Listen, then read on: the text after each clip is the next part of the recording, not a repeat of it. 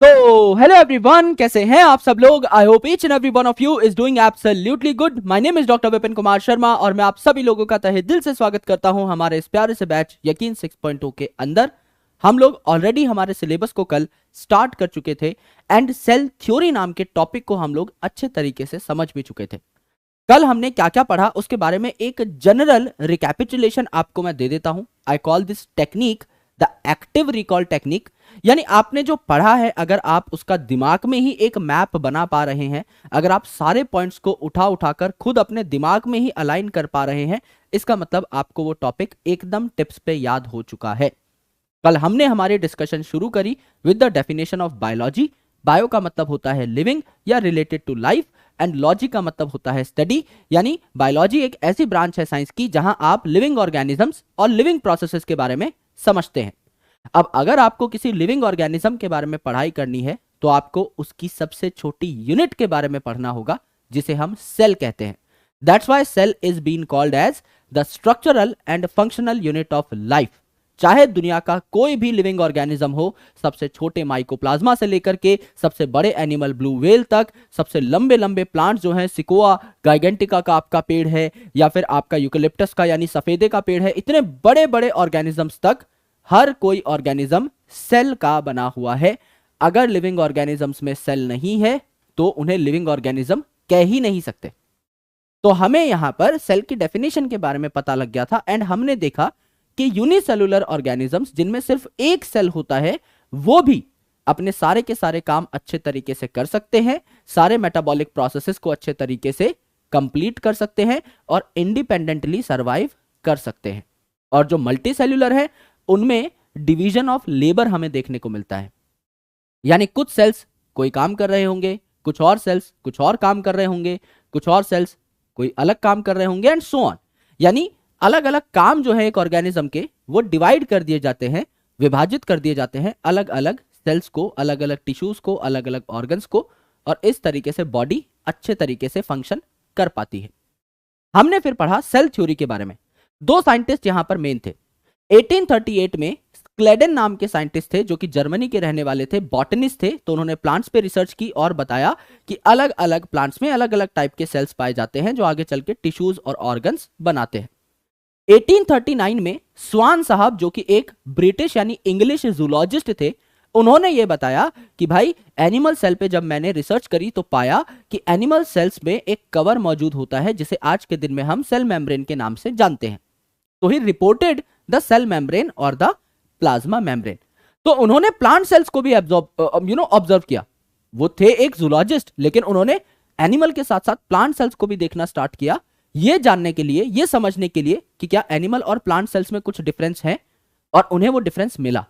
जब उन्होंने plant cells को ऑब्जर्व किया, उन्होंने ये देखा कि प्लांट सेल के अंदर एक एडिशनल लेयर पाई जा रही है सेल मेम्ब्रेन के बाहर, सेल मेम्ब्रेन के ऊपर, जिसको आज हम सेल वॉल के नाम से जानते हैं। तो उन्होंने ये कहा, हाइपोथेसिस दी, एक बात कही कि दुनिया के सारे ऑर्गेनिजम्स सेल्स और सेल के प्रोडक्ट के ही मिलकर बने हुए हैं। स्क्लेडन साहब ने यहां पर पार्टिसिपेशन शो किया और कहा कि मिलके इस चीज को प्रूफ करते हैं। तो स्क्लेडन और स्वान साहब ने ही सेल थ्योरी दी। उन्होंने कहा, all the organisms on earth are formed up of cells and products of cells. अब ये जो थ्योरी थी ये बता नहीं पा रही थी कि नए सेल्स बनते कैसे हैं। तो आपका रूडोल्फ विर्को साहब का रोल यहां पर बहुत ही ज्यादा इंपॉर्टेंट हो जाता है। उन्होंने एक बात कही, ओमनिस सेल्यूला ई सेल्यूला, यानी प्री एग्जिस्टिंग सेल्स से ही नए सेल्स बनते हैं, सेल डिवाइड करते रहते हैं और नए नए सेल्स बनाते रहते हैं। तो रूडोल्फ विर्को साहब, स्क्लेडन और स्वान साहब ने मिलकर कंप्लीट किया आपकी सेल थ्योरी को। आज हम थोड़ा सा सेल के अंदर घुसने वाले हैं और समझने वाले हैं कि सेल के अंदर कौन कौन सी चीजें आपकी पाई जाती हैं and how does the cells look like. अगर आप किसी भी सेल को उठाएं, किसी प्लांट सेल को, किसी एनिमल सेल को, किसी बैक्टीरियल सेल को, तो ये सेल्स आखिर दिखाई कैसे देते हैं, इनके बारे में आज हम चर्चा करने वाले हैं। तो अगर आप एक जनरल सेल उठाएं, just for reference, let's say अगर मैं प्लांट का कोई सेल उठा लूं, मैंने एक लीफ ली, किसी भी प्लांट की लीफ हो सकती है, धनिया की लीफ हो सकती है, पुदीने की लीफ हो सकती है, नीम की लीफ हो सकती है, और वहां से मैंने एक सेल निकाल लिया। और उस सेल को जब मैं माइक्रोस्कोप में देखता हूं मैग्नीफाई करके तो मुझे क्या क्या चीजें देखने को मिलती हैं, ये हम लोग आज स्टडी करने वाले हैं।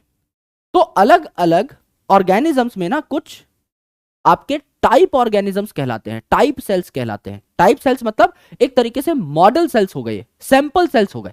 यानी अगर आपको एनिमल पे रिसर्च करनी है या ह्यूमन पे रिसर्च करनी है तो सबसे आसान कौन सा सेल है निकालना हमारी बॉडी से? हमारे गाल का सेल यानी चीक सेल। तो जरा सा अंदर से आप गाल का सेल निकालेंगे और उसको आप ऑब्जर्व करने लग जाएंगे। यानी हमारे लिए, ह्यूमंस के लिए जो मॉडल सेल है वो कौन सा है? हमारा ह्यूमन चीक सेल, गाल का सेल। अगर आप प्लांट की बात करें तो प्लांट में आपको बहुत इजीली अवेलेबल जो सेल होता है वो कौन सा होता है, जिसको आप बहुत अच्छे तरीके से देख सकते हो? प्याज का पील सेल।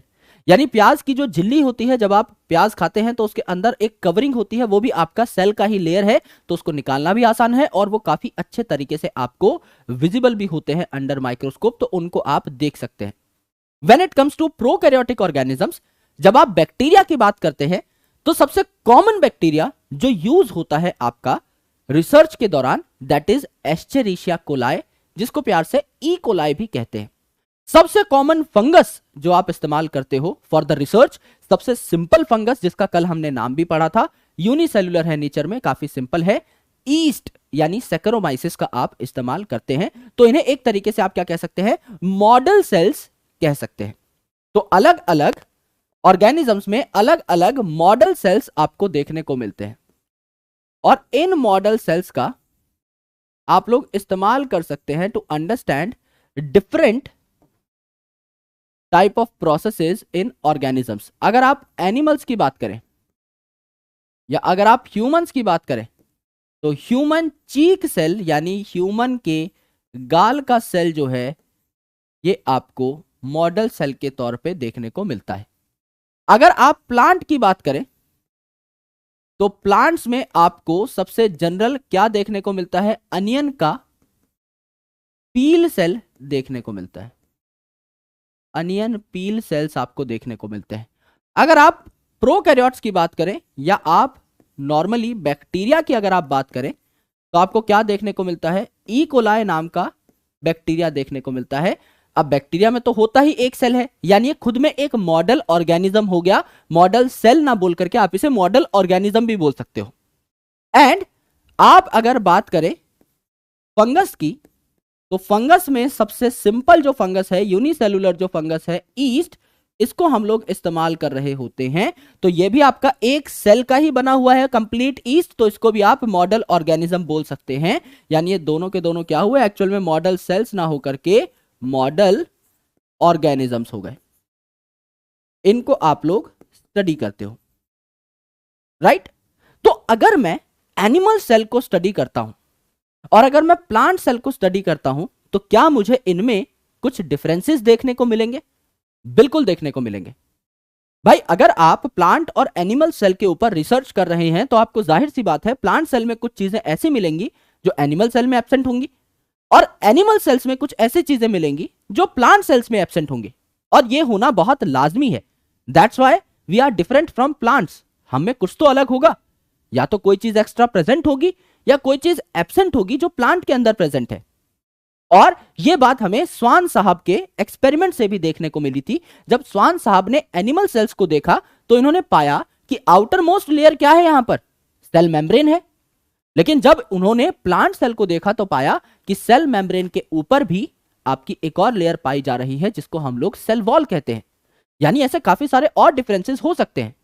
तो यहां पर अगर आप डिफरेंसेस नोट करना चाहें तो मैं आपको एक सिंपल सी ट्रिक देता हूं, and that trick is going to be a really really really efficient trick, जिससे आप प्लांट और एनिमल्स के बीच के सारे डिफरेंस मात्र 4 अल्फाबेट से ही याद कर सकते हैं। सिर्फ 4 अल्फाबेट्स, मैं 4 वर्ड भी नहीं कह रहा, सिर्फ 4 अल्फाबेट, और टेक्निकली एक ही अल्फाबेट जो है अल्फाबेट सी। तो इसको हम लोग देखते हैं कि भाई 4 सी जो हैं ये हमारी तकदीर कैसे बदल सकते हैं।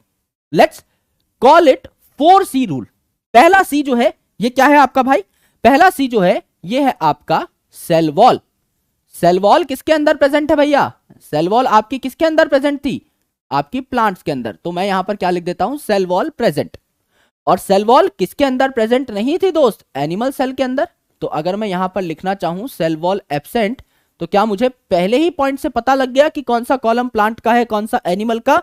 बिल्कुल मुझे पता लग गया। तो यहां पर मैं क्या लिख देता हूं, यहां पर मैं लिख देता हूं प्लांट्स, यहां पर मैं क्या लिख देता हूं, यहां पर मैं लिख देता हूं एनिमल्स। तो प्लांट्स में सेल वॉल पाई जाती है, एनिमल्स में सेल वॉल नहीं पाई जाती। क्या ये हमारा पहला अल्फाबेट हो जाएगा सी, जिसके बारे में हम चर्चा कर रहे थे? बिल्कुल हो जाएगा। सी से आपकी सेल वॉल एनिमल्स में एब्सेंट है, प्लांट में प्रेजेंट है, राइट। दूसरी इंपॉर्टेंट चीज आपको जो यहां पर नोटिस करनी है वो क्या है? वो है आपका क्लोरोप्लास्ट या क्लोरोफिल। क्लोरोफिल नाम का पिगमेंट क्लोरोप्लास्ट में ही पाया जाता है। अब आपको पता है प्लांट हरे भरे होते हैं, यानी अपना खुद का खाना खुद बना सकते हैं, तो क्लोरोप्लास्ट इनमें प्रेजेंट होते हैं और क्लोरोप्लास्ट एनिमल्स में एब्सेंट होते हैं। इसीलिए वी आर हेट्रोट्रॉफिक, हम लोग अपना खाना खुद नहीं बना सकते, हम ऑटोट्रॉफिक नहीं है, हेट्रोट्रॉफिक हैं। तो क्या ये एक डिफरेंस हो गया सी से? बिल्कुल एक डिफरेंस हो गया, सिंपल सी बात है। तो आपका यहां पर क्लोरोप्लास्ट का प्रेजेंट या एब्सेंट होना भी एक इंपॉर्टेंट कैरेक्टर है जो हमने यहां पर मार्क कर दिया। तीसरा जो सी है that stands for central vacuole, यानी प्लांट में वैक्यूल बहुत बड़ा होता है। इनफैक्ट काफी सारे ऐसे प्लांट सेल्स हैं जिनमें 90% तक जो सेल की वॉल्यूम है, 90% तक जो सेल का इलाका है वो वैक्यूल ही कवर करता है, घेर के रखता है। तो अल्टीमेटली अगर आप यहां पर देखें तो आपको क्या देखने को मिलेगा? आपको देखने को मिलेगा central vacuole is present. Central vacuole is present, यानी यहां पर अगर आप देखेंगे if this is a cell तो vacuole could be this big. अगर ये आपका सेल है तो वैक्यूल इतना बड़ा भी हो सकता है। अगर आपका वैक्यूल बहुत ज्यादा बड़ा है तो सेंटर तो यही ऑक्यूपाई कर लेगा। तो न्यूक्लियस को कोने में खिसकना पड़ेगा, क्योंकि सेंटर पे तो अब पापा जी आके बैठ गए हैं, तो न्यूक्लियस को कोने में जाकर खिसकना पड़ेगा। तो न्यूक्लियस जो है आपका क्या हो जाता है? कोने में चला जाता है और वैक्यूल आपका क्या हो जाता है? सेंट्रल हो जाता है। ये केस आपको कहां देखने को मिलता है? प्लांट सेल के अंदर देखने को मिलता है। But when it comes to animals, अगर आप एनिमल सेल की बात करें तो सेंट्रल वैक्यूल एब्सेंट होता है, यानी अगर वैक्यूल अगर है भी तो आपका सेंट्रल नहीं है, यानी बहुत छोटा वैक्यूल आपका पाया जाता है। तो यहां पर अगर आप देखें सेम सेल को बना करके, तो this is the same cell. Centre पे क्या पाया जा रहा होगा दोस्त? सेंटर पे यहां पे पाया जा रहा होगा न्यूक्लियस। तो एक एनिमल सेल में सेंटर पे क्या होता है? न्यूक्लियस। और एक प्लांट सेल जहां वैक्यूल काफी बड़ा है वहां आपका सेंटर पे क्या होता है? आपका वैक्यूल। यहां छोटा मोटा वैक्यूल आपका पाया जा सकता है जो आपको देखने को मिल रहा है। तो सी फॉर सेंट्रल वैक्यूल, ये क्या हो गया आपका? थर्ड इंपॉर्टेंट डिफरेंस हो गया। फोर्थ सी जो है ये थोड़ा सा एनिमल्स के फेवर में ज्यादा जाता है, तो इस लाइन को कर लेते हैं थोड़ा सा लंबा, जिससे कि हम लोग अच्छे तरीके से एक और डिफरेंस नोट कर सकें। ये जो डिफरेंस है ये काफी जरूरी है, इसको हम लोग cell cycle and cell division chapter में भी इस्तेमाल कर रहे होंगे। ये है दोस्त सेंट्रियोल्स, जो आगे चल के सेंट्रोसोम बनाते हैं, इसी चैप्टर में हम लोग पढ़ेंगे। अभी सिर्फ नाम देख लीजिए, सेंट्रियोल एंड सेंट्रोसोम्स प्लांट्स में नहीं पाए जाते, दे आर एब्सेंट। जबकि यहां पर एनिमल्स के अंदर centrioles and centrosomes are present. तो ये जो पॉइंट है ये आपका किसके फेवर में जाता है? एनिमल्स के फेवर में जाता है। एनिमल्स के पास भी ऐसा कुछ है जो प्लांट्स के पास नहीं है। ये पॉइंट हमारा हो जाता है फोर्थ इंपॉर्टेंट पॉइंट। तो एक्चुअल में आपने क्या किया? सिर्फ 4 अल्फाबेट्स देखे और चारों अल्फाबेट सेम है, सी सी सी सी। सी का मतलब सेल वॉल, प्लांट में प्रेजेंट एनिमल में एब्सेंट। सी का मतलब क्लोरोप्लास्ट या क्लोरोफिल, प्लांट में प्रेजेंट एनिमल में एब्सेंट। सी का मतलब सेंट्रल बड़ा वैक्यूल, प्लांट में प्रेजेंट एनिमल में एब्सेंट। तो सेंट्रल बड़ा वैक्यूल प्लांट के अंदर प्रेजेंट है तो न्यूक्लियस कोने में चला जाएगा, साइड में शिफ्ट हो जाएगा, सेंटर पे रहेगा वैक्यूल। एनिमल्स में इसका उल्टा होता है, न्यूक्लियस आपका सेंटर पे पाया जा रहा होता है। और चौथा सी मतलब आपका सेंट्रियोल्स एंड सेंट्रोसोम जो है आपके एनिमल्स में ही प्रेजेंट होंगे, प्लांट के अंदर एब्सेंट होते हैं। ये चारों की चारों चीजें हमने यहां पर लिख दी। ये है हमारा difference between plants and animals. सिर्फ यही आपके मेन डिफरेंस है, बाकी सारी चीजें मोर और लेस आपकी सेम होती हैं। When it comes to animal and plant cell, तो ये दोनों के दोनों क्या है, यूकैरियोटिक है नेचर में। ये दोनों के दोनों क्या है भैया, यूकैरियोटिक है नेचर में। वेल डिफाइंड न्यूक्लियस यहां पे पाया जाता है। न्यूक्लियस की चर्चा करी हमने, न्यूक्लियस न्यूक्लियस बनाया, न्यूक्लियस की चर्चा करी। ये जो है आपका bacteria, it is prokaryotic in nature, यानी यहां वेल डिफाइंड न्यूक्लियस नहीं होता। और वेल डिफाइंड का मतलब क्या होता है, हम लोग बचपन से रटते हुए आ रहे हैं स्टेटमेंट को कि प्रोकैरियोटिक मतलब well defined nucleus absent, eukaryotic मतलब वेल डिफाइंड न्यूक्लियस प्रेजेंट। पर एक्चुअल में वो वेल डिफाइंड न्यूक्लियस होता क्या है, ये हमें जानना है। वेल डिफाइंड न्यूक्लियस मतलब ऐसा न्यूक्लियस जिसके ऊपर मेम्ब्रेन्स लगी हुई हैं, एनवेलप लगे हुए हैं, उसे वेल डिफाइंड न्यूक्लियस कहा जाता है। तो अगर हम प्रोकैरियोटिक ऑर्गेनिजम्स की बात करें, अगर हम बैक्टीरिया की बात करें, तो यहां पर न्यूक्लियर एनवेलप नहीं है, यानी न्यूक्लियस के अंदर का जो मटेरियल है, जेनेटिक मटेरियल, डीएनए जो है, वो किसी एनवेलप द्वारा नहीं ढका जा रहा, वो नंगा पुंगा खुला खुला पड़ा हुआ है बैक्टीरियल सेल के अंदर। जबकि अगर आप यूकैरियोटिक सेल की बात करें, चाहे प्लांट सेल हो चाहे एनिमल सेल हो, हमारा जो जेनेटिक मटेरियल है वो आपका यहां पर एकदम सुरक्षित है, क्योंकि इसके चारों ओर क्या है, एनवेलप है। किसकी एनवेलप है मेरे दोस्त, आपकी न्यूक्लियस की एनवेलप है जो कि पाई जा रही है। यह आपका एक्चुअल मीनिंग है प्रोकैरियोटिक का और यूकैरियोटिक का, जो आपको समझना होता है। तो थोड़ा सा और आगे बढ़ते हैं और एक यूकैरियोटिक सेल को हम लोग ड्रॉ कर लेते हैं। Then after we will talk about some more things, है ना, थोड़ा सा इसके बारे में और चर्चा करेंगे। तो एक एम्प्टी स्लाइड ले लेते हैं and let's talk about prokaryotic and eukaryotic cells. हम लोग चर्चा कर लेते हैं प्रोकैरियोटिक एंड यूकैरियोटिक सेल्स की।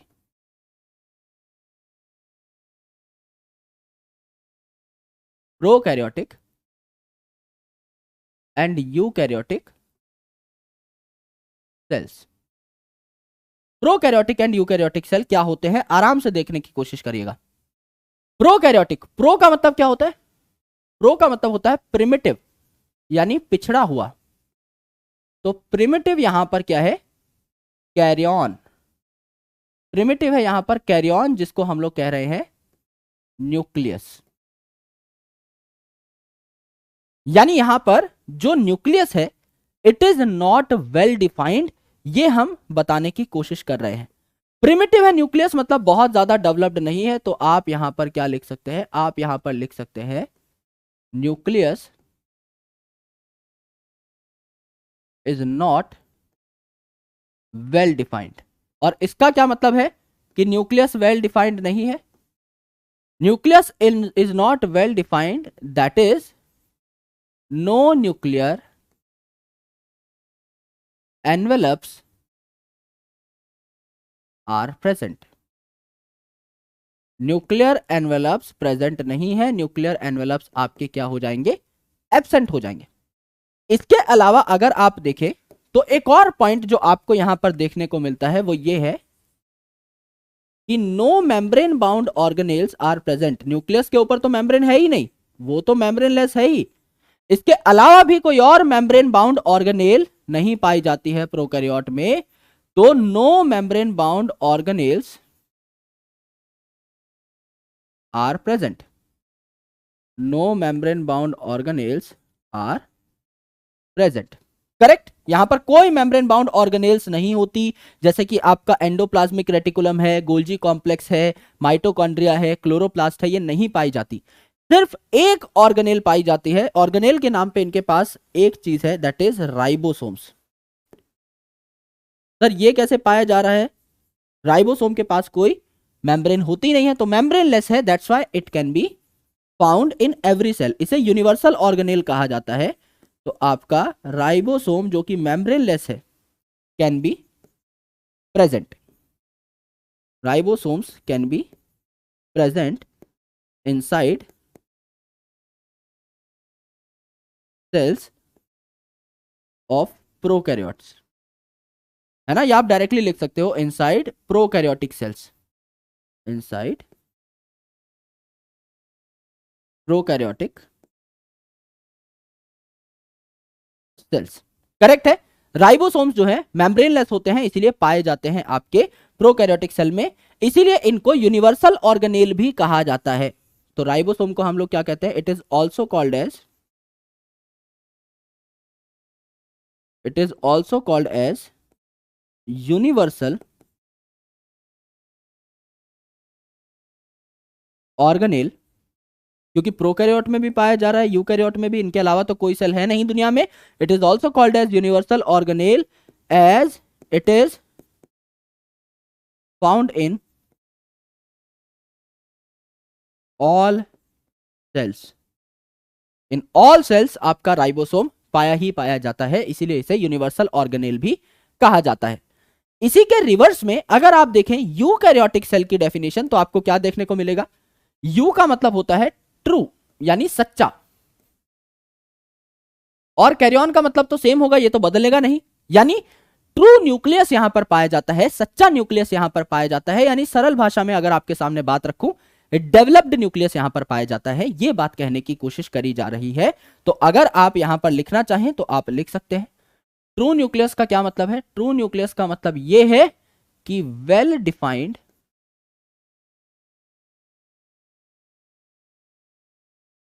न्यूक्लियस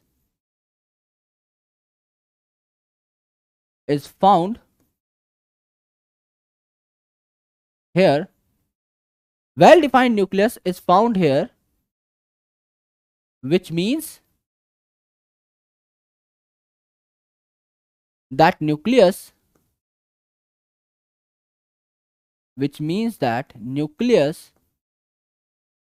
is covered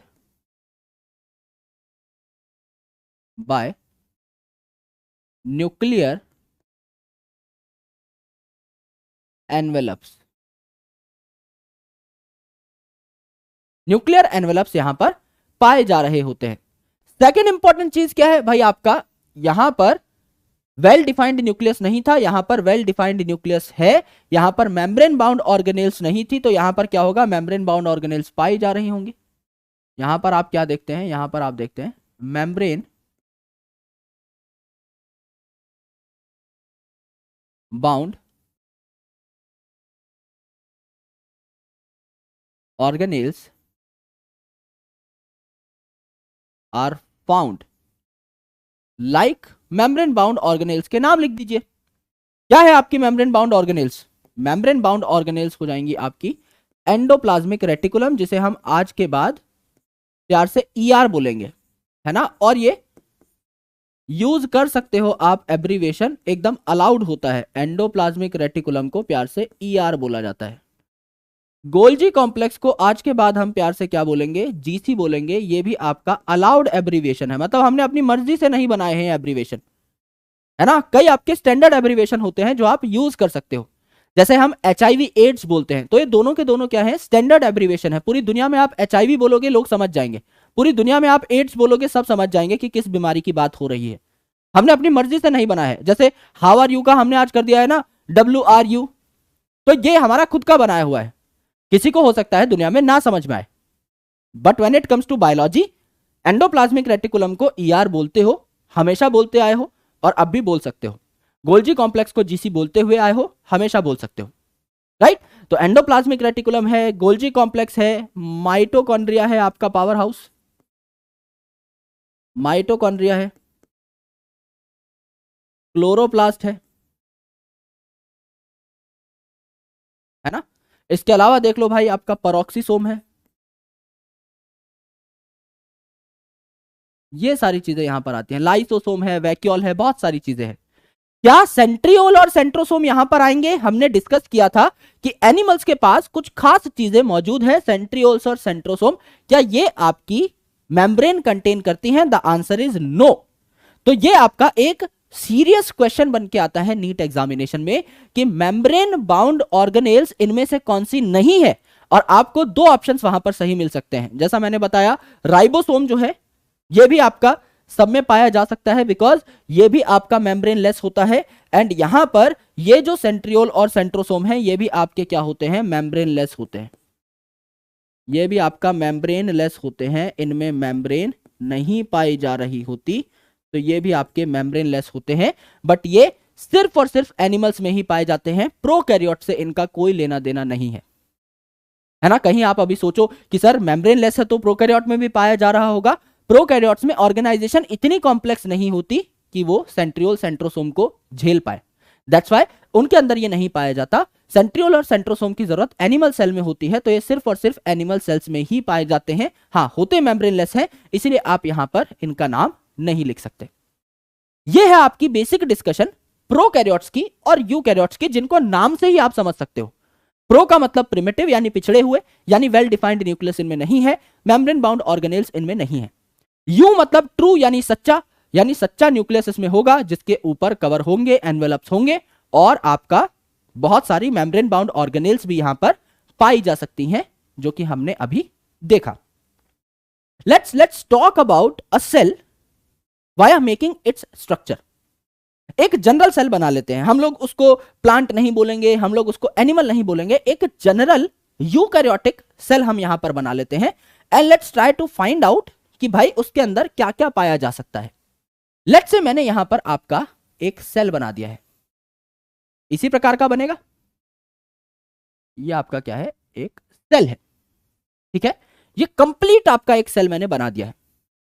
जब मैं सेल बना रहा हूं तो ये वाली लेयर क्या हो जाएगी भाई, ये वाली लेयर क्या सेल की मेम्ब्रेन हो जाएगी। हाँ, इसके ऊपर अगर मैं सेल वॉल अलग से बनाता हूं तो मुझे सेल मेम्ब्रेन सेल वॉल अलग से दिखानी पड़ेगी, पर क्या ये सेल मेम्ब्रेन हो जाएगी? अभी के लिए अगर मैं सेल वॉल नहीं बना रहा, सिर्फ सेल मेम्ब्रेन बना रहा हूं, क्या ये सेल मेम्ब्रेन हो जाएगी? यस। इसके ऊपर अगर मैं सेल वॉल बना देता हूं तो सेल वॉल भी आप लेबल कर सकते हैं। यहां पर in the eukaryotic cell what is most important, eukaryotic term ही क्यों मिली है? यू का मतलब ट्रू, कैरियन का मतलब न्यूक्लियस, यानी सबसे इंपॉर्टेंट चीज जो होती है यूकैरियोटिक सेल की वो है उसका न्यूक्लियस।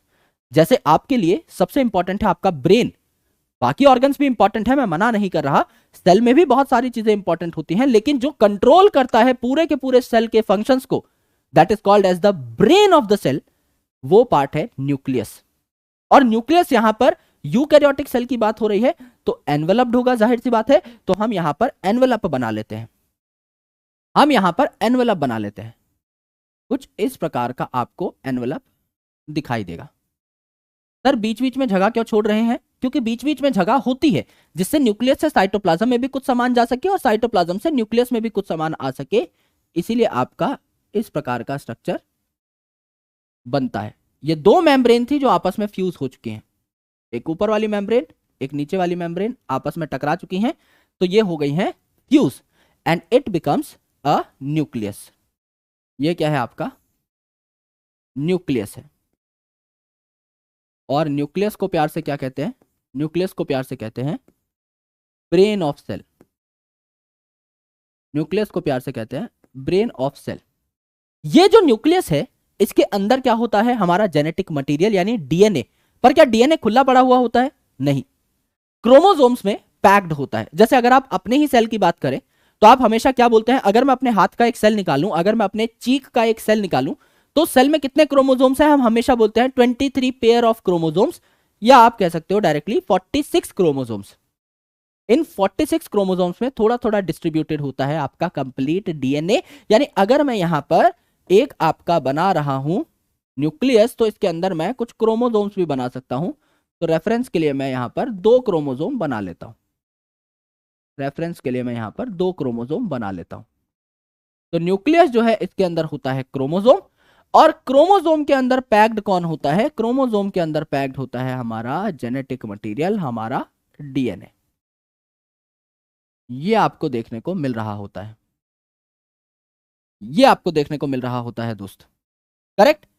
तो डीएनए कहां प्रेजेंट है? क्रोमोसोम के अंदर। और क्रोमोसोम कहां प्रेजेंट है? न्यूक्लियस के अंदर। तो न्यूक्लियस के अंदर क्रोमोसोम, और क्रोमोसोम के अंदर आपका वेल पैक्ड जेनेटिक मटेरियल, जिसको हम लोग प्यार से क्या कहते हैं? डीएनए कहते हैं, deoxyribose nucleic acid. Deoxyribose nucleic acid, deoxyribose nucleic acid और डीएनए ये हम यहां पर कह देते हैं। ये आपको देखने को मिलता है कंप्लीट आपका न्यूक्लियस। और न्यूक्लियस काफी भारी भरकम ऑर्गेनेल है, ऐसा नहीं है कि ये हल्की है, काफी भारी ऑर्गेनेल है। तो ये आपकी क्या है, बहुत ही डेंस है ना। तो it is dense membrane bound organelles. कितनी मेम्ब्रेन है इसके ऊपर, 2। डेंस मेम्ब्रेन बाउंड ऑर्गेनेल, है ना। यहां पर एक मेम्ब्रेन थी अंदर की साइड, अगर आप देखना चाहें अच्छे से टिम पेन से आपको दिखा देता हूं। एक मेम्ब्रेन थी अंदर की साइड, एक मेम्ब्रेन थी बाहर की साइड, दोनों फ्यूज कर गई तो आपका कंप्लीट एनवेलप बन गया। एक अंदर की साइड एक बाहर की साइड, यहां दोनों फ्यूज कर गई, एक अंदर की साइड एक बाहर की साइड, यहां दोनों फ्यूज कर गई, तो आपका कंप्लीट क्या बन गया, न्यूक्लियर एनवेलप यहां पर तैयार होकर आपको दिखाई दे रहा है। This is called as your nucleus. Nucleus के अंदर क्या है, क्रोमोजोम, क्रोमोजोम के अंदर क्या है आपका डीएनए है। यहां पर अगर आप देखेंगे तो और भी ऑर्गेनेल्स पाई जा सकती हैं। यूकैरियोटिक सेल है तो आप यहां पर क्या बना सकते हैं, अपना पावर हाउस बना सकते हैं। पावर हाउस बनाएंगे यानी माइटोकॉन्ड्रिया बना देंगे। तो माइटोकॉन्ड्रिया कुछ ऐसा दिखता है, आउटर मेम्ब्रेन आपकी रेगुलर होती है, अंदर की मेम्ब्रेन इनफोल्डेड होती है इस तरीके से। यह आपका क्या है, माइटोकॉन्ड्रिया है ना। इसके अलावा since this is not a plant cell, otherwise मेरे को सेल वॉल भी बनानी पड़ती, तो मैं यहां पर अगर लेट्स से एनिमल सेल की ही बात कर रहा हूं तो आपका माइटोकॉन्ड्रिया हो गया। यहां पर अगर आप देखेंगे, यहां पर अगर आप देखेंगे तो आपका ये जो आउटर न्यूक्लियर एनवेलप है इसके साथ ही जुड़ा हुआ होता है कौन, इसके साथ ही जुड़ा हुआ होता है एंडोप्लाज्मिक रेटिकुलम। इसके जस्ट साथ साथ जुड़ा होता है एंडोप्लाज्मिक रेटिकुलम। और इस एंडोप्लाज्मिक रेटिकुलम पे क्या बाउंड होता है दोस्त, इस एंडोप्लाज्मिक रेटिकुलम पे बाउंड हो सकता है आपका क्या, राइबोसोम। यहां आपके राइबोसोम्स इसके साथ अटैच्ड मिल सकते हैं। माइटोकॉन्ड्रिया के अंदर भी खुद के राइबोसोम्स हो सकते हैं, ये भी राइबोसोम कंटेन करता है। क्लोरोप्लास्ट के अंदर भी खुद के राइबोसोम्स हो सकते हैं, क्योंकि माइटोकॉन्ड्रिया और क्लोरोप्लास्ट सेमी ऑटोनॉमस ऑर्गेनेल्स हैं, यानी अपने कुछ प्रोटीन वो खुद बना सकते हैं। और प्रोटीन बनाने के लिए इंपॉर्टेंट क्या है, राइबोसोम। राइबोसोम को प्यार से प्रोटीन फैक्ट्री भी कहा जाता है। तो जब भी आप ट्रांसलेशन की बात करेंगे, जब भी आप प्रोटीन सिंथेसिस की बात करेंगे, the ribosome will come into picture. उसके बिना प्रोटीन सिंथेसिस नहीं हो सकती। तो जब हम 12th क्लास में मॉलिक्यूलर बेसिस ऑफ इनहेरिटेंस पढ़ेंगे और वहां पर सेंट्रल डॉगमा पढ़ेंगे तो आप प्रोटीन सिंथेसिस की पूरी मशीनरी को भी जान रहे होंगे। लेकिन एक्चुअल में क्या होता है यह भी हम थोड़ा बहुत डिस्कस कर लेते हैं, है ना। आज के लेक्चर में है ये पॉइंट, लेकिन थोड़ी सी अलग से भी बात अगर आप करना चाहो तो कर सकते हो। ये जो राइबोसोम है it is called as protein factory. इसके बिना प्रोटीन्स नहीं बन सकते। अगर आपको प्रोटीन बनाने हैं तो प्रोटीन फैक्ट्री का सहारा लेना पड़ेगा, और वो प्रोटीन फैक्ट्री क्या है, राइबोसोम है आपकी प्रोटीन फैक्ट्री। ये बात बहुत ज्यादा इंपॉर्टेंट है, करेक्ट। ये बात आपको अच्छे तरीके से समझनी है मेरे दोस्त। तो राइबोसोम आपके माइटोकॉन्ड्रिया में भी हो सकते हैं, आपके एंडोप्लाज्मिक रेटिकुलम के साथ भी जुड़े हुए हो सकते हैं। तो यहां पर हम क्या लिख लेते हैं, दिस इज एंडोप्लाज्मिक रेटिकुलम, है ना। दिस इज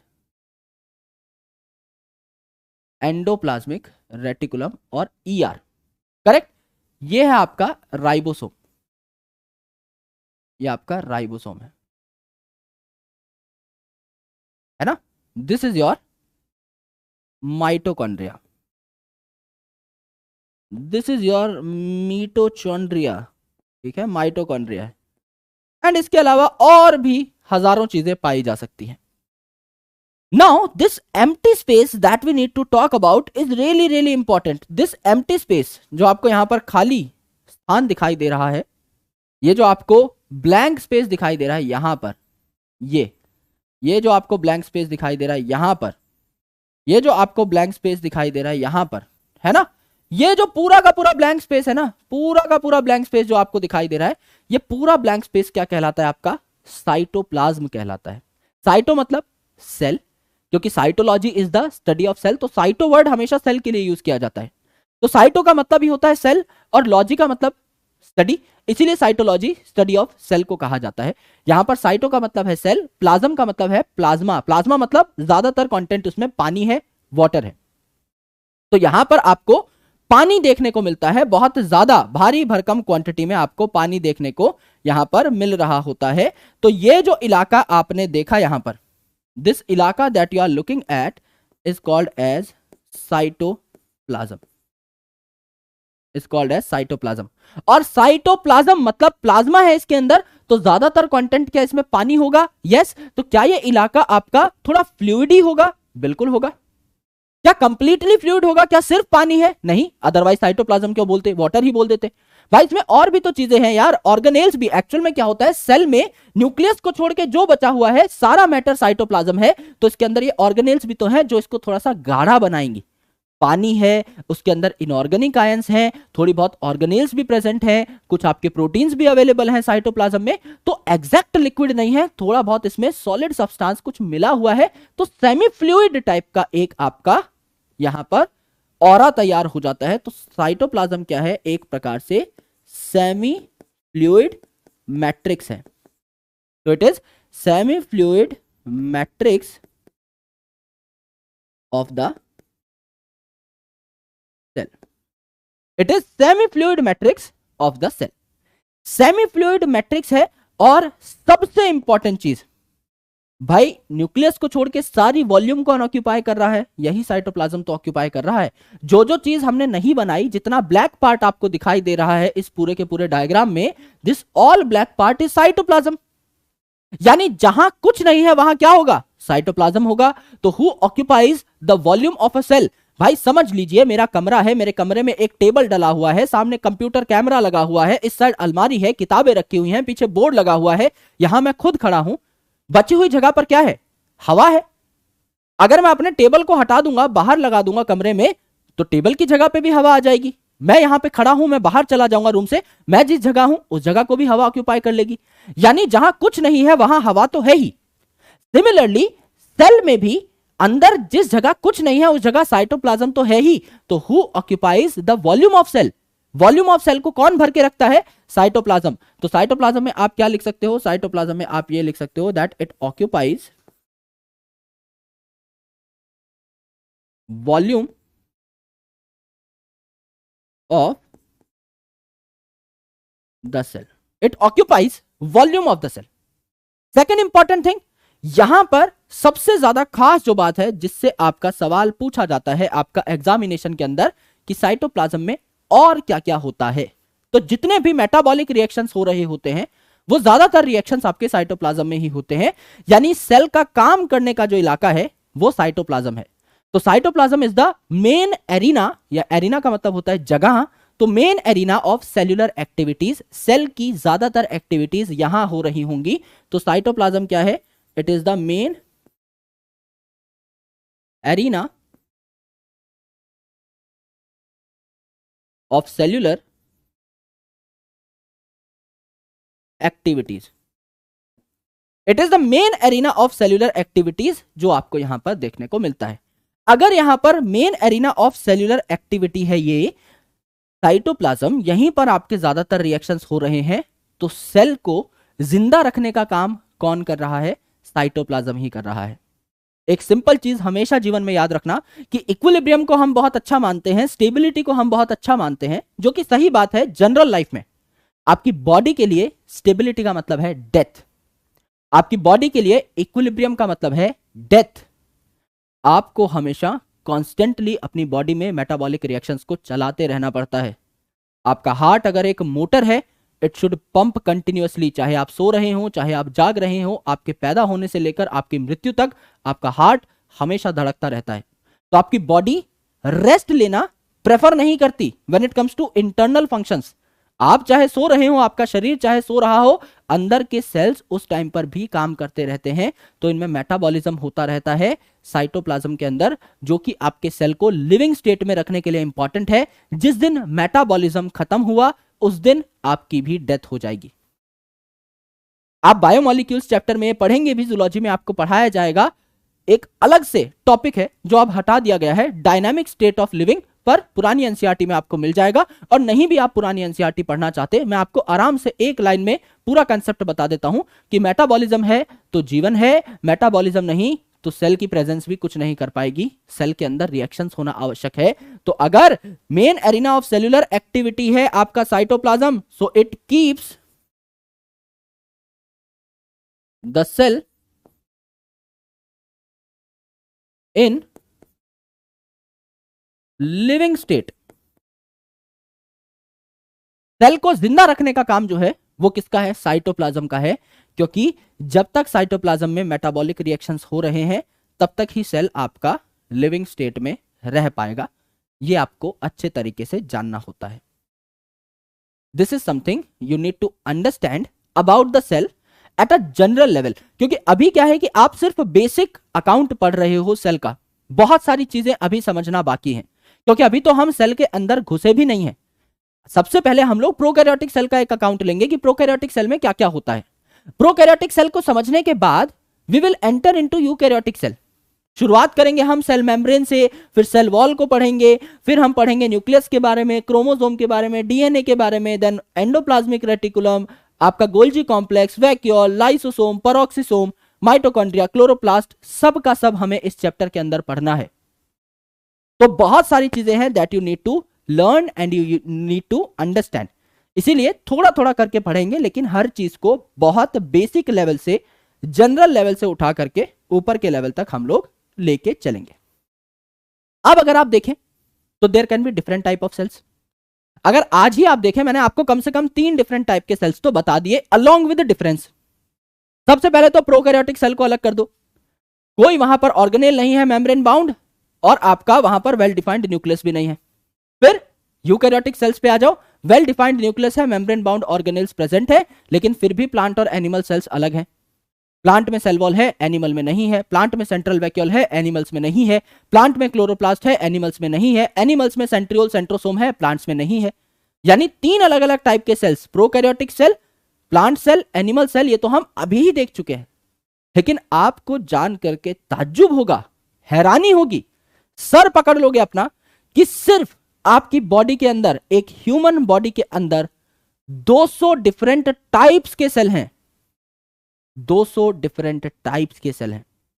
लिवर सेल्स अलग हैं, स्टमक सेल्स अलग हैं, किडनी सेल्स अलग हैं, आई सेल्स अलग हैं, मसल सेल्स अलग हैं, and hell lot of cells are there which are different in structure, which are different in functions, which are different in properties. तो अलग अलग टाइप के सेल्स दुनियादारी में तो है ही, अलग अलग ऑर्गेनिजम्स के अंदर तो डिफरेंट सेल्स हैं ही, लेकिन अगर आप अपने अंदर भी झांको तो आपके अंदर भी 200 अलग अलग टाइप के सेल्स, उससे भी ज्यादा अलग अलग टाइप के सेल्स मिलते हैं आपको। And the variety is enormous, बहुत ज्यादा वैरायटी है। आए दिन कोई ना कोई नया सेल आपको देखने को मिलता है, क्योंकि बॉडी को भी अभी तक कोई ठीक से समझ नहीं पाया है, नई नई डिस्कवरीज होती रहती हैं। तो more than 200 different types of cells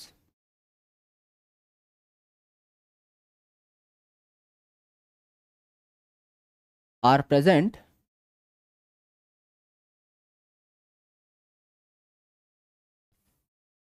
in humans only.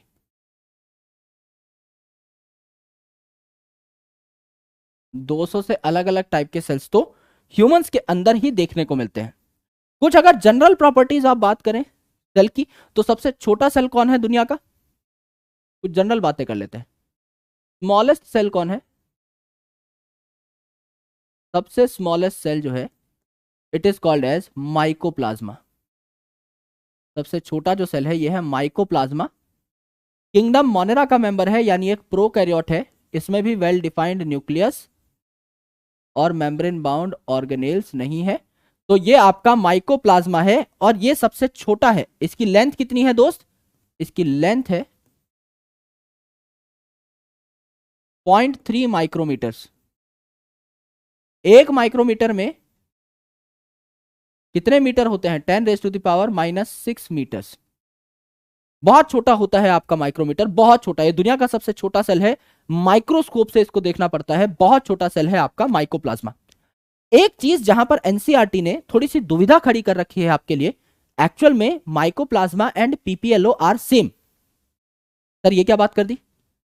सही बात कर दी दोस्त। पीपीएलओ यानी pleuro pneumonia like organism is the type of mycoplasma. Mycoplasma actual में एक कैटेगरी है, इसके अंदर ही पीपीएलओ आता है। तो एनसीईआरटी में पीपीएलओ का डायमेंशन अलग बता दिया है, माइकोप्लाज्मा का डायमेंशन अलग बता दिया है। तो एक्चुअल में सबसे छोटा सेल माइकोप्लाज्मा ही है भाई। पीपीएलओ जीता या माइकोप्लाज्मा जीता, बात तो एक ही है, सेमी कैटेगरी का तो मेंबर है भाई। अगर विराट कोहली ने, अभी वर्ल्ड कप जस्ट खत्म हुआ है, विराट कोहली ने सेंचुरी मारी और इंडिया जीत गई, तो दोनों की जीत है ना, राइट। जाहिर सी बात है यहां पर भी आपका माइकोप्लाज्मा जो है ये स्मॉलेस्ट सेल है। पीपीएलओ के बारे में आप यहीं पर लिख लीजिए जिससे बात खत्म हो जाए। पीपीएलओ जिसे हम कहते हैं प्लूरो न्यूमोनिया लाइक ऑर्गेनिज्म, क्योंकि न्यूमोनिया लाइक डिजीज कॉज करता है, तो माइकोप्लाज्मा आपके डिजीज कॉजिंग भी हो सकते हैं। तो pleuro pneumonia like organism is a type of mycoplasma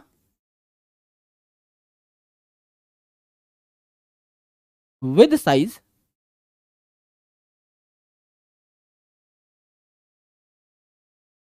0.1 micron या 0.1 माइक्रोमीटर, ये इसका साइज होता है। तो एक्चुअल में पीपीएलओ भी माइकोप्लाज्मा है, तो सबसे छोटा माइकोप्लाज्मा ही होता है। यहां लंबाई की बात करी जा रही है, यहां हम बात कर रहे हैं अबाउट द लेंथ। तो ये शब्द देखने हैं, कहां लेंथ लिखा हुआ है, कहां साइज लिखा हुआ है ना, कहां लंबाई की बात हो रही है, कहां कंप्लीट साइज की बात हो रही है, ये आपको समझना है। जैसे ये आपकी बॉटल है ना, तो मैं इसकी जब लंबाई नापूंगा तो ऑब्वियसली ज्यादा बड़ी आएगी, अगर मैं इसका रेडियस नापूंगा यहां से तो ये छोटी आएगी, राइट। तो आप कौन सा पैरामीटर लेते हो फॉर मेजरिंग द डायमेंशंस, वो भी बहुत इंपॉर्टेंट है। तो यहां पर हम लेंथ की बात कर रहे हैं माइकोप्लाज्मा की, विच इज 0.3 माइक्रोन। और ये जो पीपीएलओ है गोल मटोल, इसका ओवरऑल साइज ही आपका क्या होता है, 0.1 माइक्रोन के आसपास होता है। लार्जेस्ट सेल की अगर आप बात करें, लार्जेस्ट सेल क्या है भैया, ऑस्ट्रिच का अंडा। लार्जेस्ट सेल क्या है, ऑस्ट्रिच का अंडा, यानी ऑस्ट्रिच एग। एग जो है आपको पता है क्या होता है, एग और स्पर्म गैमीट्स है, तो आपके यूनिसेलुलर होते हैं, इसीलिए लार्जेस्ट सेल है, एक ही सेल है वो। तो आपका ऑस्ट्रिच एग जो है, इसका डायमेंशन क्या हो सकता है दोस्त, इसका डायमेंशन अप टू 15 सेंटीमीटर भी हो सकता है लेंथ में, यानी लगभग इतना बड़ा, है ना। आप अपने हाथ की लंबाई देख लो, इतना बड़ा आपको अंडा देखने को मिल सकता है ऑस्ट्रिच का, जो कि लार्जेस्ट है। लार्जेस्ट मतलब बड़ा, लार्ज मतलब बड़ा, लॉन्ग मतलब लंबा। वो पतला भी हो सकता है, पर लंबा अगर है तो इसे लॉन्ग बोलेंगे, अगर लंबाई चौड़ाई दोनों बहुत अच्छी हैं तो उसे लार्ज बोलेंगे। तो आपका लार्जेस्ट सेल क्या है, ऑस्ट्रिच एग। लेकिन आपका लॉन्गेस्ट सेल कौन है, लॉन्गेस्ट सेल कौन सा होगा भैया, तार कहां बिछे हुए होते हैं, आपको सिग्नलिंग के लिए तारों की आवश्यकता है, जो लॉन्ग होंगे, पतले और लंबे। आपके शरीर के तार क्या हैं, न्यूरॉन्स, नर्व सेल्स। यही सिग्नल को एक जगह से दूसरी जगह लेकर के जाते हैं। तो जाहिर सी बात है आपके नर्व सेल्स जो हैं ये आपके बहुत ज्यादा लंबे देखने को मिलेंगे। तो ये क्या है, लॉन्ग है। इनका जो साइज है ये आपका कितना हो सकता है, ह्यूमंस में 90 सेंटीमीटर के आसपास होता है। अगर आप जिराफ की बात करें तो 1 मीटर के आसपास भी हो सकता है। 90 सेंटीमीटर्स इन ह्यूमंस, 90 सेंटीमीटर, कम से कम इतना बड़ा हो गया ह्यूमंस के अंदर, इतना बड़ा एक नर्व सेल आपका हो सकता है। तो it is very long and branched, क्योंकि अलग अलग जगह इसको सिग्नल पहुंचाने हैं, तो इसमें ब्रांचिंग भी होती है। जैसे बिजली का तार आ रहा है, एक ही घर में थोड़ी जाएगा, अलग अलग घरों में चला जाएगा। तो अलग अलग ऑर्गन्स को इंफॉर्मेशन देने के लिए it is what, it is long and branched, it is long and branched. अगर आप बात करें अपनी रेड ब्लड सेल्स की, थोड़ा ब्लड के अंदर चला जाए, अगर आप बात करते हैं आरबीसी की, तो आरबीसी जो है इसका साइज कितना होता है, इसका डायामीटर जो है ये आपका कितना होता है, लगभग 7 माइक्रोमीटर के आसपास होता है। तो यहां पर it is biconcave disc shape, it is biconcave disc shape in nature. और यहां पर आपका क्या देखने को मिलता है, आपको बाय कनकेव डिस्क शेप्ड है। और आपको क्या देखने को मिलता है, 7 माइक्रोमीटर देखने को मिलता है, क्या डायामीटर। मैंने आपको बताया एग्जैक्टली आपको ये पता करना है कि आपसे पूछा क्या गया है। लेंथ पूछ लिया है, ओवरऑल साइज पूछ लिया है, यहां डायामीटर पूछा है। तो कोई अगर आपसे रेडियस पूछ ले, क्या करोगे, आधा कर दो, तो 3.5 माइक्रोन आपका क्या हो जाएगा, रेडियस हो जाएगा। तो बहुत संभल संभल के खेलना है इन डब्बों में। सवाल सारे एनसीईआरटी से ही आते हैं दोस्त, लेकिन घुमा देंगे तो क्या करोगे, फिर कहां जाओगे, राइट। तो आरबीसी क्या है, बाय कनकेव डिस्क शेप है। अब आपकी बॉडी के कुछ धुरंधर सेल्स होते हैं जिन्हें हम कहते हैं डब्ल्यूबीसी, है ना, व्हाइट ब्लड सेल्स। ये क्या करते हैं, आपकी बॉडी की रोग प्रतिरोधक क्षमता को बढ़ाते हैं, यानी आपकी बॉडी की इम्यूनिटी को बढ़ाते हैं। कोई भी फॉरेन मॉलिक्यूल आ गया आपकी बॉडी के बाहर से, भाई बाहर से अंग्रेज लोग आते हैं ना भारत घूमने, तो उन्हें फॉरेन कहा जाता है, फॉरेनर कहा जाता है।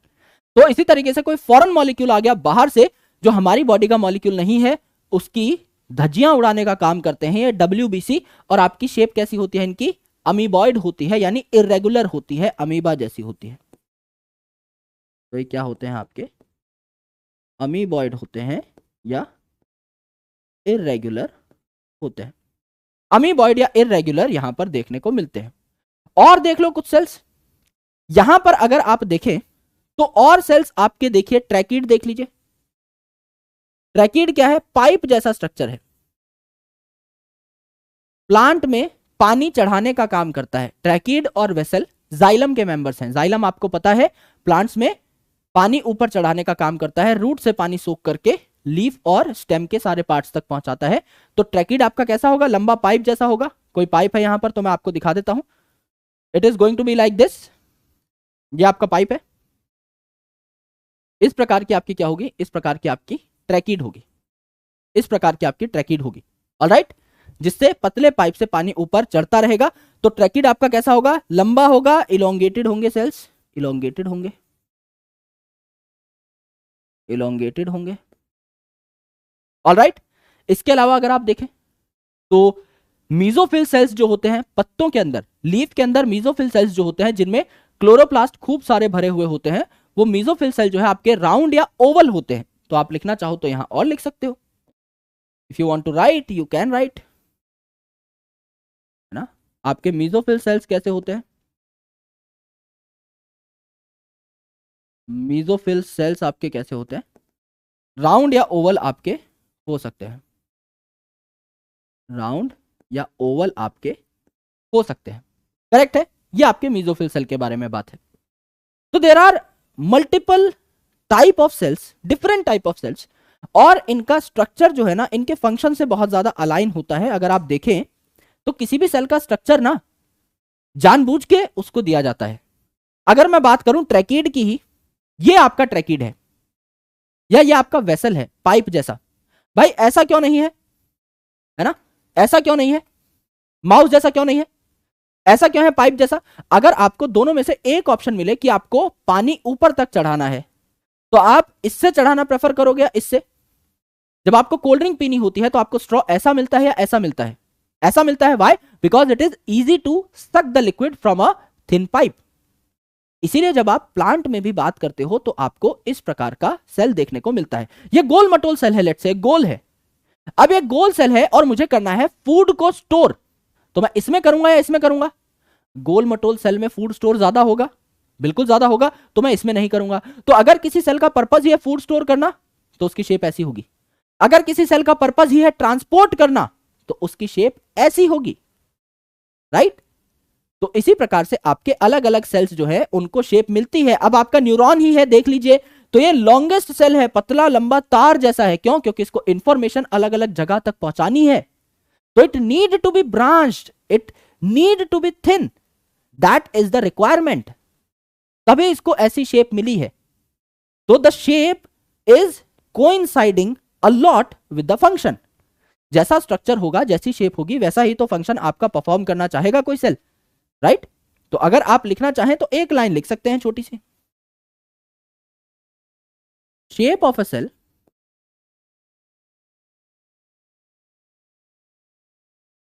shows high relevance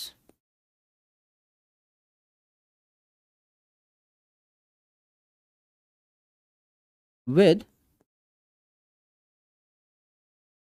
its functions। जैसा शेप होगा वैसे ही फंक्शंस आपका सेल परफॉर्म करने की कोशिश करेगा।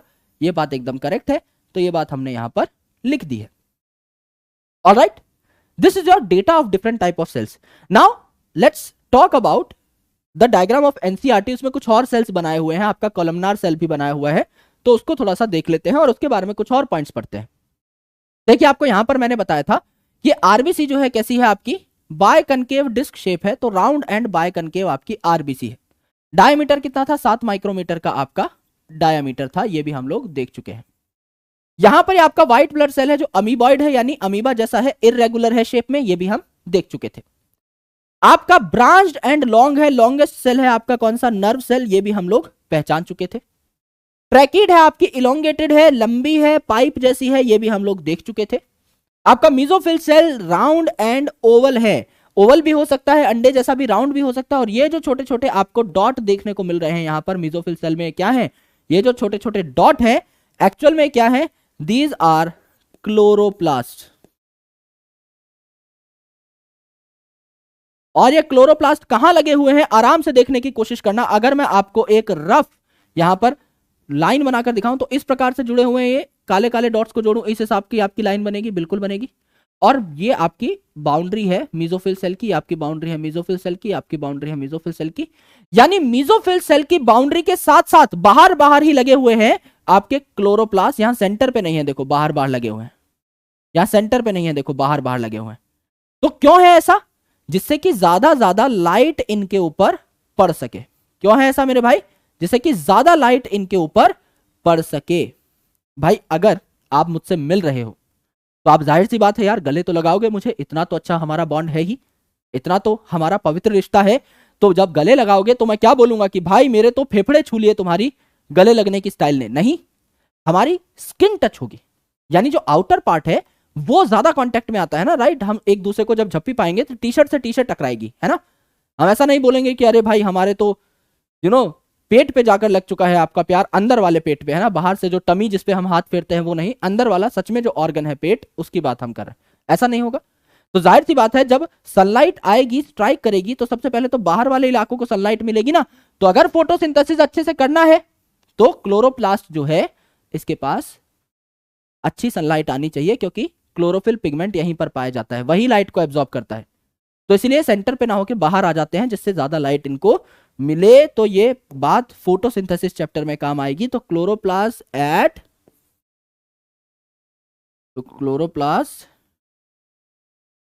Present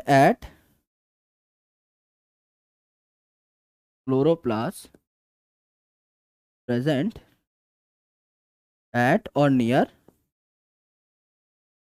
outer boundary to trap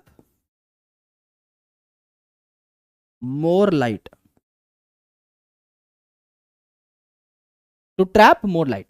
ये आपको देखने को मिलता है यहां पर मीजोफिल सेल के बारे में।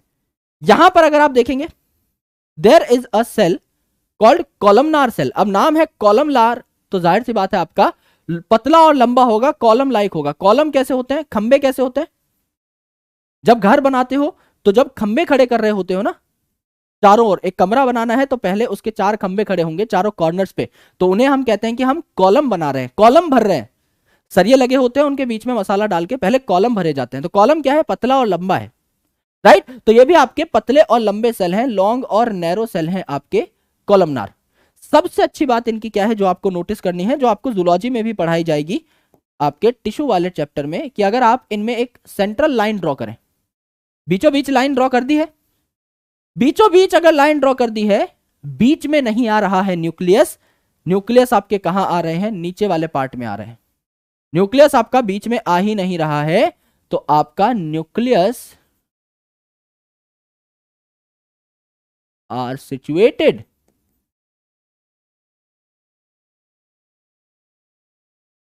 Eight basal part, at basal part, ये आपको देखने को मिलते हैं, राइट। तो कॉलमनार सेल्स की एक खास बात है कि यहां पर न्यूक्लियस नीचे की साइड ज्यादा पाए जाते हैं रेदर देन ऊपर की साइड, या रेदर देन बीच में। ये आपके कहां पाए जाते हैं, आपके नीचे की साइड पाए जा रहे होते हैं। ये है आपके डिफरेंट टाइप ऑफ सेल्स जो आपको अभी तक देखने को मिले हैं। These are different type of cells जो कि अभी तक हमने देखे। Now let's talk about NCERT. एक बार एनसीईआरटी मैया के दर्शन कर लिए जाए, और थोड़े बहुत कुछ एडिशनल पॉइंट अगर हमें चाहिए तो उनको हम लोग लिख लेते हैं, समझ लेते हैं, जान लेते हैं कि एनसीईआरटी में क्या कुछ ऐसा है जो छूट गया है, या कुछ ऐसा है जिसपे हमें थोड़ी ज्यादा इंपॉर्टेंस देनी है, जहां से एग्जैक्टली क्वेश्चन बन के आ सकता है लाइन टू लाइन, वो हम देख लेते हैं। तो अगर आपको स्टडी करनी है किसी प्लांट की तो आप क्या लेंगे भाई, टाइप सेल या मॉडल सेल क्या है, अनियन पील सेल। और अगर आपको ह्यूमन पे स्टडी करनी है तो आप क्या लेंगे, ह्यूमन का चीक सेल लेंगे, बिल्कुल लेंगे। प्लांट सेल को जब आप देखेंगे तो आपको क्या मिलेगी, सबसे बाहर सेल वॉल मिलेगी, बिल्कुल मिलेगी। जबकि एनिमल सेल को अगर आप देखेंगे तो सेल वॉल तो होती नहीं है, तो उसकी आउटर या लिमिटिंग बाउंड्री क्या है, डिलिमिटिंग बाउंड्री क्या है, आपकी सेल मेम्ब्रेन है। तो आउटर मेम्ब्रेन ही देखने को मिलती है आपकी सिर्फ एनिमल सेल में। एक भारी भरकम structure, dense membrane bound structure आपका पाया जाता है यूकैरियोटिक सेल्स के अंदर। इस स्ट्रक्चर को हम लोग कहते हैं भैया क्या, न्यूक्लियस। न्यूक्लियस के अंदर पाए जाते हैं क्रोमोसोम, जैसे हमारे डिप्लॉयड इसी सेल को अगर आप निकालोगे, हाथ के सेल को, चीक के सेल को, तो 46 क्रोमोसोम्स पाए जाते हैं। और उन 46 क्रोमोसोम्स में डिस्ट्रीब्यूटेड होता है क्या, हमारा जेनेटिक मटेरियल यानी हमारा डीएनए, राइट। और जहां ये पाया जाता है वेल डिफाइंड न्यूक्लियस, उन्हें यूकैरियोटिक सेल कहा जाता है। प्रोकैरियोटिक सेल में वेल डिफाइंड न्यूक्लियस भी नहीं होता और मेम्ब्रेन बाउंड ऑर्गेनेल्स भी नहीं होती। आपका न्यूक्लियस के अलावा जो सारा का सारा सामान बच चुका है सेल के अंदर, ये क्या है आपका, साइटोप्लाज्म, सेमी फ्लूइड है, क्योंकि यहां पर आपका वाटर है, प्लाज्मा है जिसके अंदर ऑर्गेनेल्स हैं और बाकी सारी और भी चीजें हैं, तो it becomes a semi fluid thing. Main arena है ये सेल्यूलर एक्टिविटीज की, काम काज यहीं पे होते हैं साइटोप्लाज्म में। इसीलिए ये जो साइटोप्लाज्म है सेल को लिविंग स्टेट में रखता है। ये बात तो हमारी एज इट इज कंप्लीट हो गई, कुछ भी इंपॉर्टेंट पॉइंट यहां नहीं छूटा, एनसीईआरटी एकदम टिप्स पे है। आगे बढ़ते हैं। न्यूक्लियस के अलावा अगर आप देखें तो ऑर्गेनेल्स भी पाई जाती हैं यूकैरियोटिक सेल के अंदर, जैसे एंडोप्लाज्मिक रेटिकुलम है, गोल्जी कॉम्प्लेक्स है, लाइसोसोम है, माइटोकॉन्ड्रिया है, माइक्रोबॉडीज है, वैक्यूल है। इन सब के बारे में हम लोग पढ़ेंगे, कोई भी टेंशन नहीं है। प्रोकैरियोट्स के अंदर ये मेम्ब्रेन बाउंड ऑर्गेनेल्स नहीं पाई जा रही होती, ये भी हमें अच्छे तरीके से पता है। राइबोसोम यूनिवर्सल ऑर्गेनेल कहा जाता है क्योंकि ये हर सेल में पाया जाता है, क्योंकि इस पे कोई मेम्ब्रेन है ही नहीं, it is non membrane bound organelle. इसलिए प्रोकैरियोट्स यूकैरियोट्स सब में पाया जाता है। बहुत ज्यादा जरूरी है आपका राइबोसोम, ठीक है। मैंने आपको बताया था एंडोप्लाज्मिक रेटिकुलम से तो ये जुड़ा ही होता है, तो एंडोप्लाज्मिक रेटिकुलम को रफ अपीयरेंस देता है, it is called as rough endoplasmic reticulum.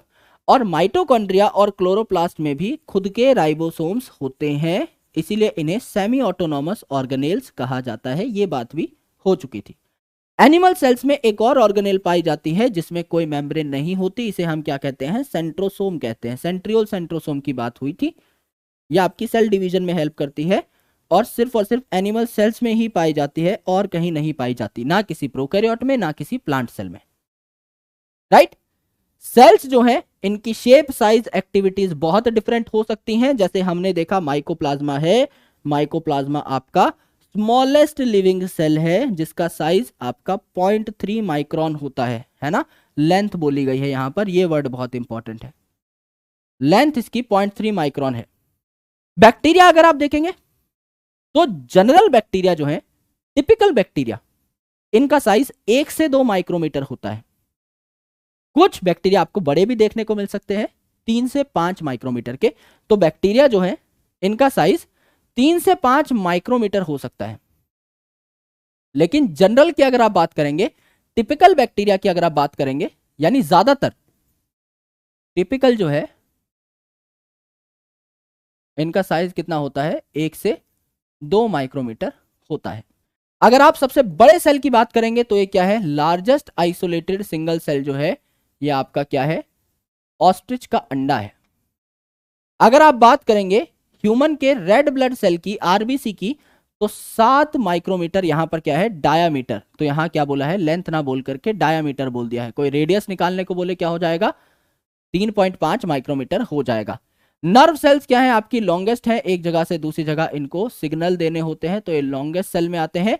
और भी अलग अलग शेप हो सकती हैं, और ये शेप किस पे डिपेंड करती हैं, फंक्शन पे। जैसा देश वैसा भेष, जैसा फंक्शन वैसी शेप, जाहिर सी बात है ये आपको यहां पर देखने को मिलता है, ठीक है। तो there are some more size that you can write down, जैसे कुछ बैक्टीरिया 3 से 5 माइक्रोमीटर साइज के देखने को मिलेंगे, but typically it is 1 to 2 micrometres. Typical eukaryotes का साइज देखें ज्यादातर सेल्स का, दैट इज 10 to 20 माइक्रोमीटर। उससे बड़ा भी हो सकता है, उससे छोटा भी हो सकता है। टिपिकल मतलब जनरल रेंज इतनी है, 10 से 20 माइक्रोमीटर। अगर आप वायरस की बात करें जो लिविंग नहीं है, लेकिन वो माइकोप्लाज्मा से भी छोटा है टेक्निकली, तो इट इज 0.02 टू 0.2 माइक्रोन। इसके बारे में भी अगर आप लिखना चाहें तो लिख सकते हैं। तो एक स्लाइड एक्स्ट्रा ले लेते हैं हम लोग और इनके बारे में भी थोड़ी बहुत बातें हम लोग लिख लेते हैं। यहां पर जगह है, यहां पर भी लिख सकते हो, यहां पर भी जगह है, इसका पूर्ण इस्तेमाल किया जाए। Size of typical bacteria, size of typical bacteria 1 to 2 micrometer, can be 3 to 5 micrometer also. तो टिपिकली 1 to 2 माइक्रोमीटर है ज्यादातर की, 3 से 5 माइक्रोमीटर भी हो सकती है। एनसीईआरटी में दोनों वैल्यू दी हुई है, लेकिन पूछा जाएगा टिपिकली। तो दूसरा है size of typical eukaryotic cell, यानी ज्यादातर यूकैरियोटिक सेल्स के बारे में पूछा जा रहा है। Size of typical eukaryotic cell आपका इससे 10 गुना कर दो, 1 to 2 है, एक का 10 गुना 10, दो का 10 गुना 20, 10 से 20 माइक्रोमीटर। इसके बाद अगर आप देखो तो size of virus, size of virus क्या है? साइज ऑफ वायरस है आपका 0.02 टू 0.2 माइक्रोन। माइकोप्लाज्मा का साइज क्या था? 0.3 माइक्रोन, यानी उससे भी छोटा है, राइट। माइकोप्लाज्मा इससे 1.5 गुना बड़ा होता है, और इस नंबर से देखोगे आप तो 10 गुना और बड़ा लगा लो, यानी 15 गुना बड़ा हो सकता है माइकोप्लाज्मा। जो दुनिया का सबसे छोटा सेल है उससे भी 15 गुना छोटा होता है आपका कौन? आपका वायरस। इतना छोटा है, बट ये लिविंग नहीं है, तो इसको स्मॉलेस्ट लिविंग सेल नहीं बोला जा सकता। तो स्मॉलेस्ट लिविंग सेल वायरस क्यों नहीं है? क्योंकि it is not considered living. कल ही देखा था, सेल थ्योरी का एक्सेप्शन था ये, इसको लिविंग कंसिडर ही नहीं किया जा सकता, ये जिंदा है ही नहीं, है ना, क्योंकि इसके पास खुद का सेल नहीं है। ये आपके सारे के सारे डायमेंशंस हो गए, ये स्लाइड और ये स्लाइड एंड टू एंड आपके सारे के सारे डायमेंशंस हो गए, है ना। टिपिकल बैक्टीरिया, टिपिकल का मतलब क्या होता है? टिपिकल का मतलब जनरल केसेस की बात हो रही है, ज्यादातर, है ना। टिपिकल मतलब मोस्टली या जनरली आपको इस ब्रैकेट में चीजें आती हुई दिखाई दे रही होंगी, ये आपको समझना होता है। This is the thing that you need to understand, right. हालांकि बहुत छोटा टॉपिक है, पर फिर भी मैं चाहूंगा कि आज की क्लास हम यहीं खत्म कर दें। सर क्या आप इतना ही स्लो चलोगे? नहीं, मैं जानता हूं कि आप बहुत ज्यादा उत्साहित हैं और बहुत जल्दी जल्दी चीजों को पूरा करना चाहते हैं, पर मैं आपको टेक्निकली स्टार्टिंग में बहुत लोड नहीं दे रहा, क्योंकि मुझे पता है कि आप बहुत सारी चीजें पकड़ने की कोशिश कर रहे होंगे, physics, chemistry, zoology, and I understand student psychology well. मैं बहुत बड़े लेक्चर्स आपको स्टार्टिंग में देने की कोशिश नहीं करूंगा, जहां जरूरत होगी, जो टॉपिक सच में बड़ा होगा। अभी हम चल रहे हैं एनसीईआरटी के हिसाब से। कल हमने सेल थ्योरी पढ़ी, which is the first subtopic of NCERT from the chapter cell the unit of life, और आज हमने डिफरेंट टाइप के सेल्स के बारे में पढ़ा। एक टॉपिक है आपका द ओवरव्यू ऑफ सेल्स। तो हम एनसीईआरटी के सीक्वेंस से चल रहे हैं। अब कल जो टॉपिक होगा प्रोकैरियोटिक सेल, वो जाहिर सी बात है और बड़ा होगा, तो उसमें हम थोड़ा सा और दिमाग लगाएंगे। फिर हम यूकैरियोटिक सेल की तरफ बढ़ जाएंगे, और वहां पे पहला टॉपिक जो है हमारा क्या होगा? हमारा पहला टॉपिक होगा सेल मेम्ब्रेन। तो सेल मेम्ब्रेन और सेल वॉल को हम लोग साथ करेंगे। फिर हम घुस जाएंगे एंडो मेम्ब्रेन सिस्टम में, जिसको एक ही दिन में खत्म करेंगे, यानी एंडोप्लाज्मिक रेटिकुलम, गोल्जी कॉम्प्लेक्स, और आपका वहां पर वैक्यूल और लाइसोसोम को साथ पढ़ेंगे। फिर आपका क्लोरोप्लास्ट और माइटोकॉन्ड्रिया को साथ पढ़ेंगे हम, और उसके बाद we will complete rest of the thing in one lecture. यानी आपका टाइमली सारी चीजें हो रही होंगी, इनफैक्ट टाइम से पहले सारी चीजें हो रही होंगी, बट मैं इनिशियली आप पे लोड नहीं देना चाहता, है ना। ये पॉइंट देखो कितना प्यारा है।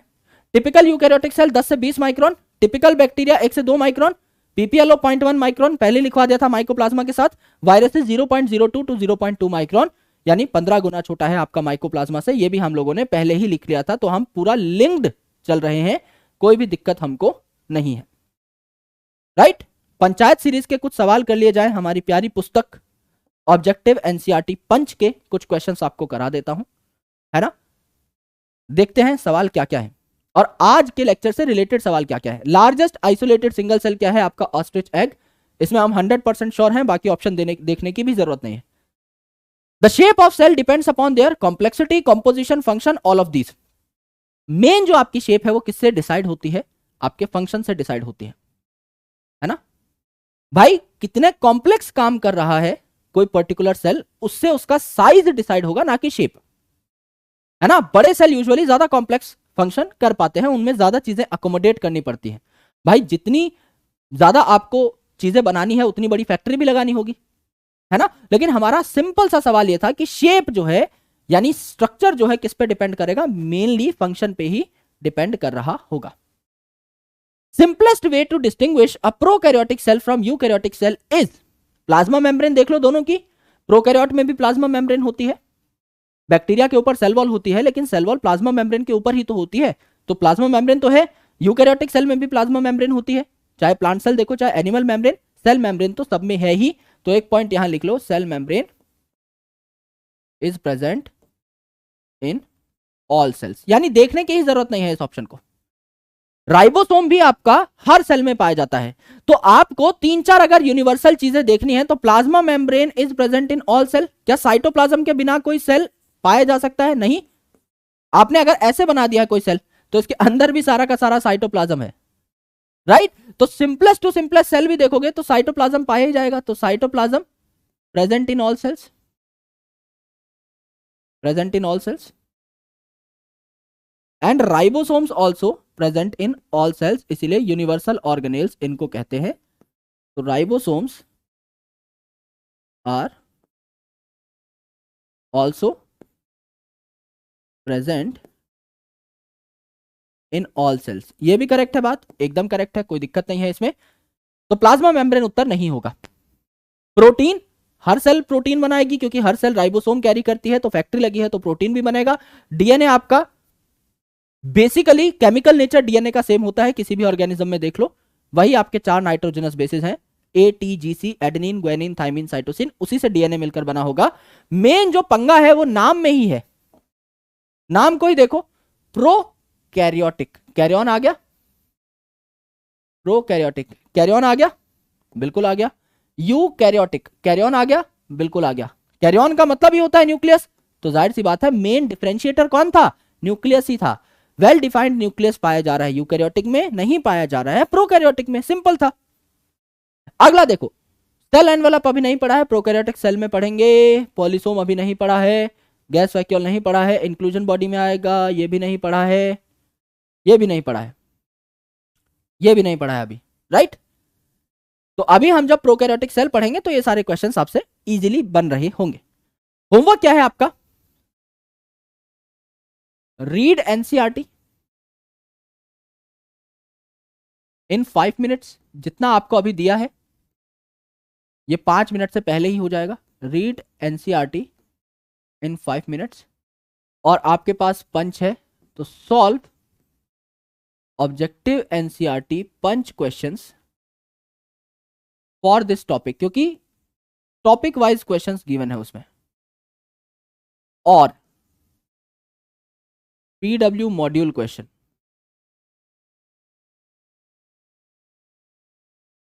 अगर आपके पास यकीन के मॉड्यूल्स हैं तो उनसे इस टॉपिक के क्वेश्चंस आप सॉल्व करिए, सॉल्व एग्जांपल से क्वेश्चंस ढूंढिए, और एंड में आप एकदम टॉपिक वाइज जो क्वेश्चंस हैं उनको भी सॉल्व करिए। ये आपका आज का होमवर्क है। ऑलराइट, बिल्कुल टेंशन नहीं लेनी है, दिमाग में बात नहीं डालनी है कि हम स्लो चल रहे हैं, कोई स्लो नहीं चल रहे हैं। मैं आपके ऊपर आने वाले प्रेशर को जानता हूं, भाप चुका हूं, ट्रस्ट मी ऑन दैट। आपका सिलेबस बाकी सब्जेक्ट से अर्ली हो रहा होगा, बहुत अच्छे से हो रहा होगा, 180 नंबर का कंटेंट आपको मिल रहा होगा बॉटनी में, तो टेंशन फ्री रहना है। कभी भी ये नहीं सोचना कि कोई क्लास स्किप होगी, कभी भी ये नहीं सोचना है कि कोई क्लास जल्दी खत्म हो गई है, लेट खत्म हो रही है। Every topic demand different time. अगर मैं आपको एकदम रेप्लिकेशन 15 मिनट में खत्म करा देता हूं तो वो भी गलती है, अगर मैं लैक ऑपरन आपको 4 घंटे पढ़ाता हूं तो वो भी गलती है। एग्जैक्टली किस टॉपिक में कितना टाइम लगना चाहिए, कहां कितना एफर्ट लगना चाहिए, वो एकदम आपको सटीक तरीके से मिलता रहेगा। एक दिन में 2 टॉपिक्स को छेड़ने से कोई फायदा नहीं है, क्योंकि आपके पास ओवरबर्डन महसूस करने लग जाएंगे आप पहले ही दिन, दूसरे ही दिन, which is not right for your preparation. तो मैं एक स्टूडेंट और टीचर दोनों की मेंटालिटी से सोचता हूं, तो आप बिल्कुल डरिएगा मत, घबराइएगा मत, best of luck for your preparation. अच्छे से अपनी पढ़ाई करते रहिए, जो चीजें पढ़ा रहा हूं डेली बेसिस पे देखते रहिए, और चीजें जो है आपको क्लास में ही याद होती चली जाएंगी अगर आप लिंक करोगे तो, क्योंकि अभी हमने कुछ पढ़ा नहीं है, we have just started our syllabus. आप देखोगे कि मैं इस सेल के कंसेप्ट को कहां कहां लिंक करूंगा, सिस्टमैटिक्स में भी लिंक करूंगा, एनाटॉमी मॉर्फोलॉजी में भी लिंक करूंगा, प्लांट फिजियोलॉजी में भी लिंक करूंगा, तो यू विल अंडरस्टैंड कि हाँ यार एक चीज जो पढ़ाई है वो कितनी और जगह काम आ रही है, बिकॉज मेरा जो अप्रोच है पढ़ाने का वो इंटरडिसिप्लिनरी है। मैं आपको अलग अलग जगह से कॉन्सेप्ट्स उठा करके एक ही जगह पर कंसोलिडेट करके इस तरीके से बताऊंगा कि आपको क्लास में सारी चीजें याद हो जाएंगी। अभी हम सेल बायोलॉजी पे काम कर रहे हैं, इसीलिए हम थोड़ा स्लो चल रहे हैं, because it makes fundamental strong. एक बार फंडामेंटल स्ट्रांग हो जाए उसके ऊपर इमारत खड़ी करना ज्यादा आसान होता है। ठीक है, तो भागेंगे नहीं, प्यार से काम करेंगे और बहुत अच्छे से आपका सिलेबस कंप्लीट हो रहा होगा। तो thank you so much guys for watching this session up, बहुत बहुत शुक्रिया। मिलता हूं आपसे अगले सेशन में। अगर ये सेशन पसंद आया, समझ में आया, तो Vipu sir OP in the comment section, और मैं मिलता हूं आपको अगले सेशन में। तब तक इस सेशन के सारे क्वेश्चंस जो मैं होमवर्क में दे चुका हूं वो कर लीजिएगा, डीपीपी भी आपको मिल जाएगी, वो भी एक बार सॉल्व कर लीजिएगा। Thank you, take care, lots of love.